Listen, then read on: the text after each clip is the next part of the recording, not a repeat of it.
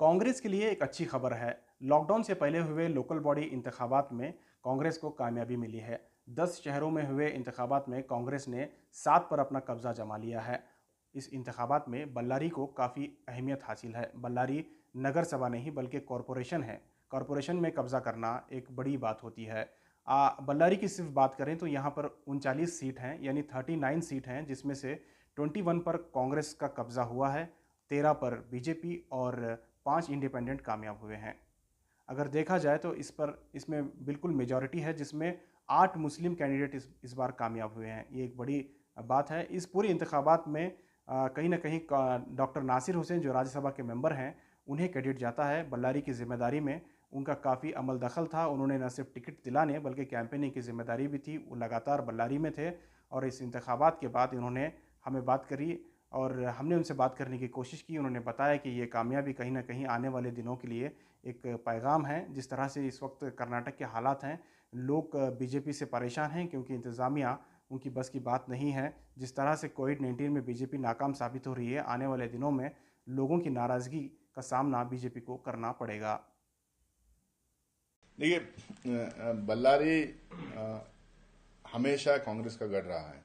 ये बीच में भारतीय जनता पार्टी के कुछ लोग जो माइनिंग बूम में बहुत ज्यादा इलीगल तरीके से पैसे वैसे कमा के अपनी पार्टी को मजबूत करने का काम उन्होंने किया था।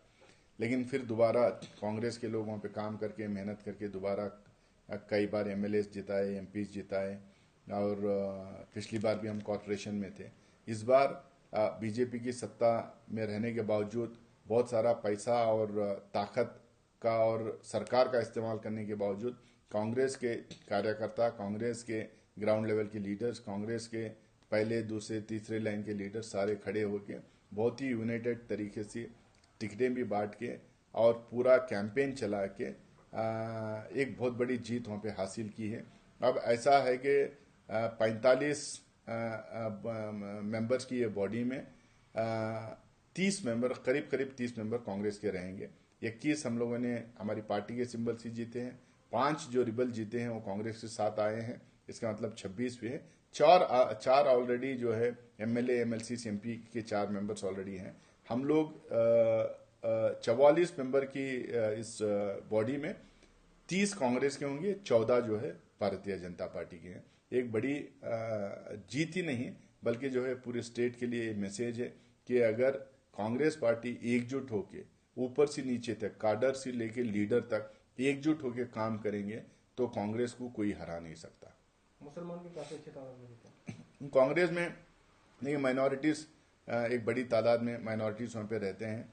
हम लोगों ने पार्टी के अंदर बात रखी कि बहुत सारी जगह एमएलए, एमपी में टिकटें देना मुश्किल हो जाता है, बहुत सारे रीजंस की वजह से, सोशल कंपोजिशन की वजह से।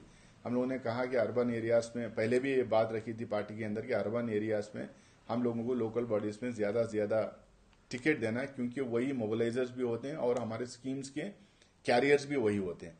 इसीलिए हम लोगों ने 10 टिकट की मांग की थी। हम लोगों को 9 टिकट मिले और उसमें 7 मुसलमान कांग्रेस पार्टी से जीते हैं और एक किसी और पार्टी से जीते हैं। 8 मुसलमान वहां पे इस बार की बॉडी में जीत के आए हैं।